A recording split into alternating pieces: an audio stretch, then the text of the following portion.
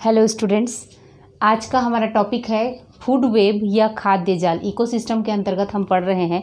पिछले वीडियो में हम पढ़ चुके हैं खाद्य श्रृंखला यानी कि फूड चेन क्या होता है। फूड चेन क्या होता है?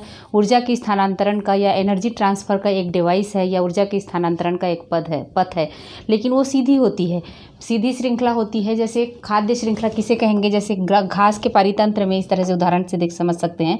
घास को रैबिट खाएगा, रैबिट को हॉग खाएगा, माने एक सीधी श्रृंखला बनेगी, तो वो श्रृंखला कहलाती है खाद्य श्रृंखला या फूड चेन। तो किसी भी पारितंत्र में इस तरह का एक सीधी श्रृंखला का ही पाया जाना व्यवहारिक नहीं है। मतलब ऐसा संभव नहीं है कि एक सीधी श्रृंखला ही पाई जा सकती है कोई पारितंत्र में। माने एक से अधिक खाद्य श्रृंखलाएं जो हैं किसी पारितंत्र में सक्रिय रह सकती हैं और आपस में जुड़ी हो रह सकती हैं। तो इंटरलॉकिंग प्रोसेस के आधार पर आपस में जुड़ी रह सकती हैं ये श्रृंखलाएं, है ना। मतलब इस श्रृंखला में उपस्थित जीव जो हैं वो एक जीव अनेक जीवों को भी खा सकता है, एक से अधिक जीवों को खा सकता है और एक से अधिक जीवों के द्वारा उसे खाया भी जा सकता है। तो उसी आधार पर खाद्य श्रृंखलाओं की जो फूड चेन के पारस्परिक संबंध को फूड वेब या खाद्य जाल कहा जाता है। एक तरह से खाद्य श्रृंखलाओं यानी कि फूड चेन के group of chain food chain को फूड वेब कहा जा सकता है, यानी कि खाद्य श्रृंखलाओं के समूह को खाद्य जाल कहा जा सकता है। तो इसकी परिभाषा किसी भी तरह से आप लिख सकते हैं कि खाद्य श्रृंखलाओं के समूह को खाद्य जाल कहते हैं या फिर खाद्य श्रृंखलाओं के पारस्परिक संबंध को फूड वेब या खाद्य जाल कहते हैं। तो खाद्य जाल, प्रत्येक खाद्य जाल में क्या होता है कि प्रत्येक उपभोक्ता को उपभोग करने के लिए प्रत्येक कंज्यूमर, ये तो क्या है, ग्रास जो है, जैसे घास का पारितंत्र में घास जो है उत्पादक है, बाकी जो इनको खाने वाले हैं वो उपभोक्ता कहलाते हैं। तो प्रत्येक उपभोक्ता को उपभोग करने के लिए एक से अधिक जीव विकल्प के रूप में मिल जाते हैं। खाद्य जाल में एक से अधिक विकल्प मिल जाते हैं। जैसे कैसे एक से अधिक विकल्प मिल जाते हैं? जैसे ये बाज जो है वो छिपकली को भी खा सकता है, बाज सीधे कीटों को भी खा सकता है, बाज मेढक को भी खा सकता है जो मेढक कीटों को खाते हैं, बाज सांपों को भी खा सकते हैं और बाज रैट को भी खा सकता है ना। सीधे रैट को भी बाज खा सकता है और सीधे रैबिट को या खरगोश को भी बाज के द्वारा खाया जा सकता है। तो इसी को कहा जा रहा है कि खाद्य जाल में प्रत्येक उपभोक्ता को उपभोग करने के लिए या कंज्यूम करने के लिए एक से अधिक जीव विकल्प के रूप में मिल जाते हैं। खाद्य श्रृंखला में क्या होता था? घास को यदि चूहा खा रहा है तो चूहा को स्नैक खाएगा, स्नैक को बाज खाएगा, इस तरह से एक सीधी श्रृंखला चलती थी। लेकिन खाद्य जाल में क्या हो रहा है कि एक कंज्यूमर के लिए एक से अधिक जीव विकल्प के रूप में मिल जाते हैं। कैसे? माने एक उसके बाद क्या होता है कि खाद्य जाल जितना जटिल होता है इकोसिस्टम उतना ही स्थायी होता है। कैसे समझ सकते हैं इसको? जैसे एक से अधिक विकल्प रूप में कैसे मिल सकते हैं? जैसे कोई घास के पारितंत्र में मान लीजिए रैबिट की कमी हो जाती है या खरगोश की कमी हो जाती है, तो खरगोश की कमी होगी तो क्या होगा? उसको खाने वाले घास की मात्रा बढ़ जाएगी। रैबिट घास खाते थे तो ये घास की मात्रा बढ़ेगी इकोसिस्टम में, तो घास की अधिक मात्रा होगी तो उसको खाने वाले रैट की मात्रा बढ़ जाएगी।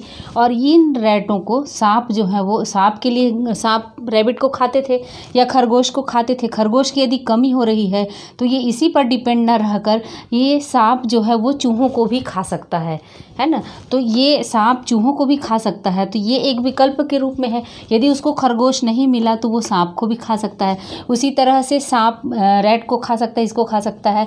सांप जो है वो मेढक को भी खा सकता है, इधर से देख लीजिए ये मेढक को भी खा सकता है। तो इसी तरह किसी भी पारितंत्र में कोई एक श्रृंखला नहीं होती है, कई श्रृंखलाएं एक साथ क्रियाशील रहती हैं और उनमें कंज्यूमर्स या उपभोक्ता जो होते हैं, प्रथम श्रेणी के उपभोक्ता और द्वितीय श्रेणी के उपभोक्ता जो होते हैं वो किसी भी जीव को खा सकते हैं उसकी अनुपस्थिति में। यानी द्वितीय श्रेणी के उपभोक्ता को प्रथम श्रेणी का उपभोक्ता यदि नहीं मिल रहा है तो वो उसी जीव को ना खाकर उसी श्रेणी के दूसरे जीव को भी खा सकता है। तो इस तरह से इसमें क्या कहा जा रहा है कि विकल्प जितने विकल्प के रूप में मिल जाते हैं, कोई अल्टरनेटिव्स मिल जाते हैं। यदि एक जीव जिसको वो खाता है वो नहीं मिल रहा है तो कोई दूसरा जीव भी उसको उपलब्ध हो जाता है। खाद्य जाल में जितना जटिल खाद्य जाल होगा इकोसिस्टम उतना ही स्टेबल होगा। इसीलिए कहा जा रहा है कि खाद्य श्रृंखला में क्या होता था, कोई भी एक जीव इस श्रृंखला का कोई भी एक कड़ी नहीं रहने पर खाद्य श्रृंखला टूट जाती थी।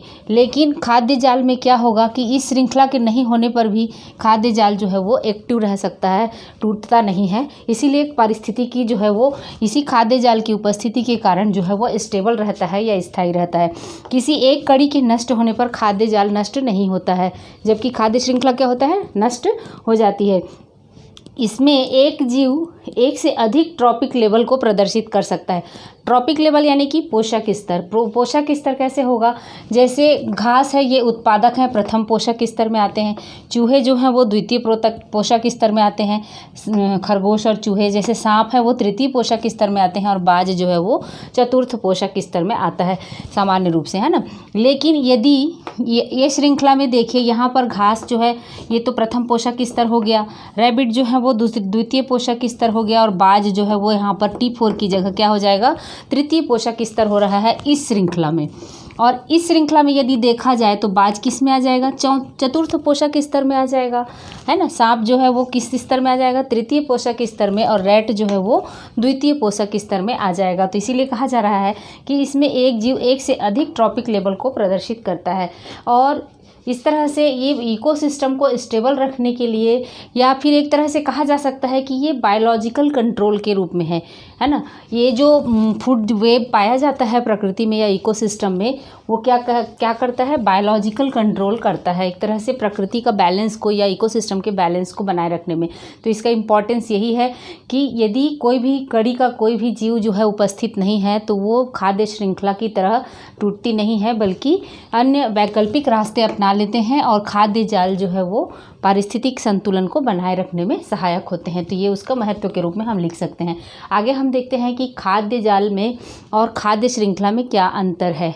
यहाँ पर इसको इस उदाहरण के द्वारा भी हम समझ सकते हैं खाद्य जाल कैसे समझ सकते हैं। इसमें कई खाद्य जाल एक साथ चलती हैं, जैसे ग्रास को रैबिट खाएंगे, रैबिट को हॉक खाएंगे, एक श्रृंखला हो गई। दूसरी श्रृंखला कैसे चलेगी, घास को रैबिट खाएंगे, रैबिट को स्नेक खाएंगे, स्नेक को बाज खाएंगे। उसी तरह से घास को रैट भी खा सकता है, रैट को स्नेक और स्नेक को बाज। चौथी श्रृंखला कैसी चलेगी, घास को सांप खाएगा, चूहे खाएंगे, चूहे को सीधे बाज भी खा सकते हैं। उसी तरह जैसे घास को टिड्डे या इंसेक्ट खा सकते हैं, इंसेक्ट को छिपकली या लिजार्ड, और लिजार्ड को हॉक। उसी तरह से फिर यहाँ पर देखिए, ग्रास को इंसेक्ट खाए तो इंसेक्ट को छिपकली ना खा सीधे बाज भी खा सकते हैं। इसी तरह से कीटों को या इंसेक्ट को मेढक खा सकते हैं, और मेढक को सांप खा सकते हैं, सांप को बाज खा सकते हैं। तो इस तरह से कई श्रृंखलाएं खाद्य जाल में एक साथ क्रियाशील होती हैं और आपस में इंटरेक्ट होती हैं या अंतर्ग्रंथित होती हैं। इसलिए खाद्य जाल में क्या कहा जाता है कि खाद्य जाल कई खाद्य श्रृंखलाओं का एक समूह है जो आपस में अंतर संबंधित होते हैं। आगे देखते हैं खाद्य जाल और खाद्य श्रृंखला में क्या अंतर है। खाद्य जाल और खाद्य श्रृंखला में अंतर, ये क्वेश्चन कई बार परीक्षा में रिपीट किया जाता है बोर्ड एग्जाम में। ये 3 नंबर और 4 नंबर के क्वेश्चन दोनों में भी आ सकते हैं, और इसको अच्छे से प्रिपेयर करना है आपको। देख लीजिए खाद्य श्रृंखला और खाद्य जाल में अंतर, 4-5 पॉइंट में हम इसको डिटेल करके देते हैं।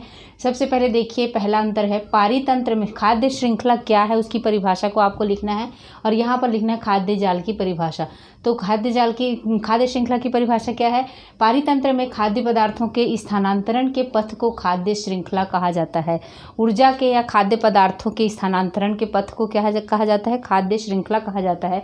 जबकि खाद्य जाल किसे कहा जाता है, पारितंत्र में खाद्य श्रृंखलाओं के संयुक्त पथों को खाद्य जाल कहा जाता है।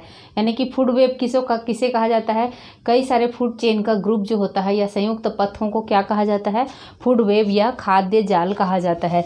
इसमें एनर्जी ट्रांसफ़र या ऊर्जा का प्रवाह केवल यूनिडायरेक्शनल होता है, यानी कि एक ही दिशा में होता है, जबकि इसमें ऊर्जा का प्रवाह कई श्रृंखलाएं एक साथ चलती हैं, इसलिए ऊर्जा का प्रवाह का पथ जो होता है वो कैसा होता है, कई दिशाओं में होता है।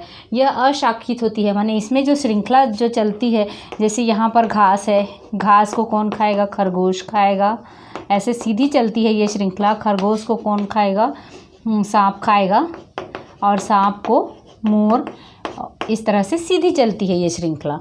और हम अभी खाद्य जाल में देख चुके हैं कि कई रास्ते हैं, जिसमें जैसे घास को खरगोश खाएगा तो चूहे भी खा सकते हैं, और साथ ही साथ कीट भी खा सकते हैं। फिर आगे की ओर इसको खरगोश को सांप ही नहीं और कोई दूसरा लोमड़ी भी खा सकता है। इस तरह से कई जो है एक जीव को दूसरे एक से अधिक जीवों के द्वारा खाए जाते हैं, तो वो खाद्य जाल कहलाता है। तो इसीलिए वो क्या हो जाती है, श्रृंखला खाद्य जाल में शाखित हो जाती है और खाद्य श्रृंखला में अशाखित होती है। खाद्य जाल में कोई एक कड़ी टूटने पर खाद्य श्रृंखला नष्ट हो जाती है। यहाँ पर मान लीजिए खरगोश की संख्या कम हो जा रही है तो सांप सीधे घास को नहीं खा सकता, ये श्रृंखला जो होती है खाद्य श्रृंखला नष्ट हो जाती है। लेकिन खाद्य जाल में अभी हम देखे हैं कि यदि खरगोश की मात्रा कम हो रही है तो सांप खरगोश को ही ना खाकर चूहे को भी खा सकते हैं, है ना। तो इसमें खाद्य श्रृंखला, खाद्य जाल जो है जटिल और स्थायी होता है। इसके कारण किसी भी एक कड़ी के टूटने से ये खाद्य जाल जो है वो नष्ट नहीं होता है। इसमें नेक्स्ट पॉइंट है, एक जीव केवल एक पोषक स्तर को प्रदर्शित करता है। यहाँ पर घास है सिर्फ उत्पादक को, खरगोश जो है वो प्राथमिक उपभोक्ता को, सांप द्वितीयक उपभोक्ता को और मोर जो है वो तृतीयक उपभोक्ता को प्रदर्शित करेगा। लेकिन खाद्य जाल में ऐसा नहीं होता है। जैसे बाज है वो टॉप कार्निवोर्स को भी दिखाता है उसमें, और साथ ही साथ वो द्वितीयक, कभी ज़रूरत पड़ने पर द्वितीयक उपभोक्ता बन जाता है, कभी तृतीयक उपभोक्ता बन सकता है। तो इसीलिए कहा जाता है कि एक जीव केवल एक पोषक स्तर को खाद्य श्रृंखला में प्रदर्शित करता है, जबकि खाद्य जाल में जो है वो एक जीव एक से अधिक पोषक स्तरों या ट्रॉपिक लेवल्स को प्रदर्शित करते हैं। खाद्य श्रृंखला जो है वो व्यवहारिक नहीं है। किसी भी पारितंत्र में इसी तरह की सीधी श्रृंखला नहीं चलती है, वो व्यवहारिक नहीं है। कोई भी पारितंत्र हो उसमें कई खाद्य श्रृंखलाएं जो हैं वो एक साथ क्रियाशील होती हैं, ये ज़्यादा व्यवहारिक है ना। तो खाद्य जाल जो है वो व्यवहारिक है। तो इन 6 पॉइंट्स को आपको अच्छे से नोट करना है। खाद्य श्रृंखला क्या है? ऊर्जा की स्थानांतरण के प्रवाह का जो पथ है वो सीधा होता है, और खाद्य जाल में ऊर्जा प्रवाह जो है वो कई दिशाओं में एक साथ होता है। इसमें एक सीधी श्रृंखला चलती है और इसमें क्या होती है, इसमें कई दिशाओं में श्रृंखला चलती है। तो खाद्य जाल के बारे में भी सीधे सीधे फूड चेन क्या है और उसके एक एग्जाम्पल के माध्यम से समझाइए कह सकता है। फूड चेन और फूड वेब, खाद्य जाल के बारे में भी टिप्पणी लिखने के लिए आ सकता है। खाद्य जाल क्या है उसको थोड़ी सी डायग्राम के माध्यम से समझा सकते हैं।